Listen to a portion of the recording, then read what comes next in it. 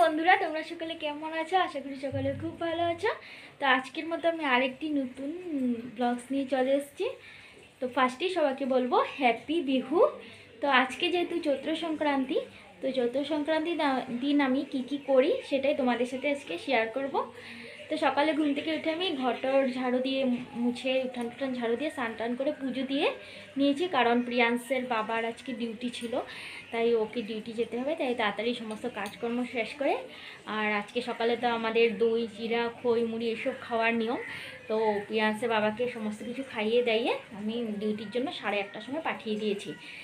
তো সকালে আজকে আমি 5টার থেকে উঠে কাজ স্টার্ট করলাম, কারণ রান্নাঘরটা পুরাই ক্লিন করতে হয়েছে, যেহেতু আজকে চৈত্র সংক্রান্তি আর আমাদের মানে নিরামিষ খাওয়ার আর নানা রকম নিয়ম থাকে, তো সেগুলো করার জন্য।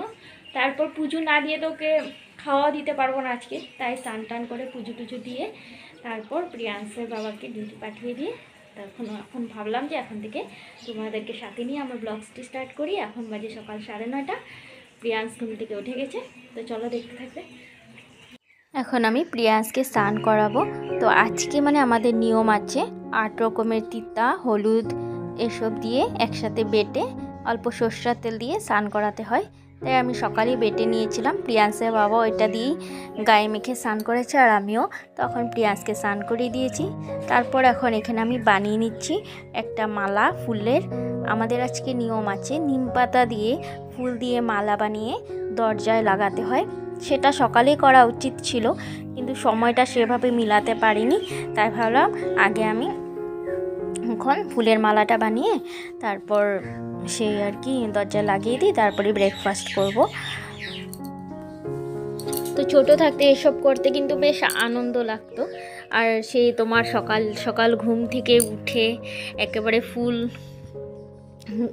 চলে যেতাম আর কি ফুল আনার জন্য সবার সাথে, সেরকম নিয়ে এসে তারপর তাড়াতাড়ি স্নান টান সেরে আবার ফুলের মালা বানানো, সেগুলো কিন্তু খুব একটা আনন্দের ব্যাপার ছিল, যেটা আজকাল অনেকটাই এখন মুছে গেছে আর কি। সেরকমভাবে নিয়ম করতে হয় করি, কিন্তু সে যে মানে সবাই মিলে একসাথে আনন্দ করা সেটা কিন্তু আর এখন হয় না।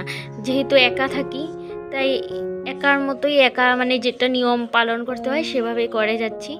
আজকে যদিও প্রিয়াংশের বাবার ছুটির দিন ছিল, কিন্তু হঠাৎ একটা ইমার্জেন্সি ডিউটি আসার জন্য ওকে ডিউটি চলে যেতে হলো, আর সেই আস্তে আস্তে রাত্র হয়ে যাবে। তো সেই জন্য আর কি আজকাল আর এসব সমস্ত কিছুই আনন্দ আর হয় না, নিজের মতো করে আনন্দ করেনি, সবাই একসাথে মিলে যে আনন্দ করা সেটা আর হয় না। তো দেখো তোমাদের সাথে কথা বলতে বলতে আমার ফুলের মালাটাও হয়ে গেছে, এখন দরজায় লাগিয়ে দিলাম। আর এই সাইডে দেখো শুধু নিম পাতা ঝুলিয়ে দিয়েছি, কারণ মালা লাগানোর মতো সেরকম জায়গা ছিল না আর কি, তাই আমি আর মালা বানাইনি। আর এখানে দেখো 8 করে ভেজে নিয়েছিলাম, কালকে ভেজে রেখেছিলাম চিড়া বাদাম, তারপর তোমার সেই গোলমরিচ আরও কি মানে মটর চানা টানা এসব নানা রকম দিয়ে 8 করে বানিয়েছি। আর এখানে একটু দই চিড়া মুড়ি খই কলা গুড় অল্প করে আমি নিয়ে নিয়েছি, মেখে একসাথে কাকগুলোকে অল্প দিব আর আমি অল্প খাবো। তারপর রান্না বসিয়ে দিয়েছিলাম। আজকে বানাচ্ছি টক ডাল, আমাদের নিয়ম আছে আজকে আম ডাল বানাতে হয়, আর বানাবো তিতা করলা ভাজা, এই দুটো খাওয়ার নিয়ম আছে। তার সাথে আমি একটু 5 রকমের আইটেম বানাতে হয়, তার জন্য একটু পটল আলু ভাজবো, আমের চাটনি করব, আর একটা সব সবজি মিলিয়ে একটা নিরামিষ তরকারি করব। আজকে যেহেতু বাজারে অনেক সবজি পাওয়া যায় নানা রকমের, কারণ এখানে কিছু কিছু মানুষের আর কি সবজি খাওয়ার নিয়ম আছে। যেমন ধরো আমার বাপের বাড়িতে আর কি আজকে 108 রকমের সবজি দিয়ে একটা তরকারি বানাবে, সেটাকে পাঁচন বলে। সেটাতে তোমার দুব্বা ভাদালি পাতা শেফালি পাতা তুলসী পাতা সমস্ত কিছুই দেওয়া হয় আর কি। তো আমি তো আর সেরকমভাবে বানাচ্ছি না, তাই আমি একটু নিরামিষ তরকারি বানিয়ে নিচ্ছি। তো দেখো আমার ডালটাও সম্বাস দেওয়া হয়ে গেছে, আর তার দিকে তিতা করলা ভাজা বসিয়ে দিয়েছিলাম, আর এখানে একটু চালের গুঁড়ো দিয়ে পটল আর আলু ভেজে নিচ্ছি। ভাজাগুলো হয়ে গেছে, বানিয়ে যে সবাই একসাথে খাবো সেটা আর এখন হয় না, ওই আমাকে একাই খেতে হবে। প্রিয়াংশের বাবা তো দুপুরে আসবে না, ওর জন্য রেখে দিব, ও এসে খাবে, আর আমি দুপুরে খেয়ে নিব। তো আমার ভাজাগুলো কমপ্লিট, এখন তরকারিটা বসিয়ে দিয়েছি। তেলের মধ্যে একটু বাদাম ফার্স্টে ভেজে তারপর 5 ফোড়ন, কাঁচা লঙ্কা, 2টো শুকনো মরিচ, তেজপাতা, আদা সমস্ত কিছু দিলাম। তারপর কাঁঠাল যেটা সেদ্ধ করে রেখেছিলাম আগে সেটা দিয়ে দিচ্ছি। আজকের দিনে নিরামিষ তরকারিতে আমি একটু কাঁঠাল দিই, কাঁঠাল দিলে কিন্তু বেশ ভালো লাগে। আর তার সাথে একটু ডালের বড়া দিই। ডালের বড়াগুলো আমি ভেজে রেখে দিয়েছি। আমাদের বাপের বাড়িতে আজকে লাবণ বানায়, সেটা কিন্তু খেতে বেশ টেস্টি হয়। মা পাঠাবে বিহুর পরে, মা প্রতি বছরই লাবণ বানিয়ে আমার জন্য পাঠায়।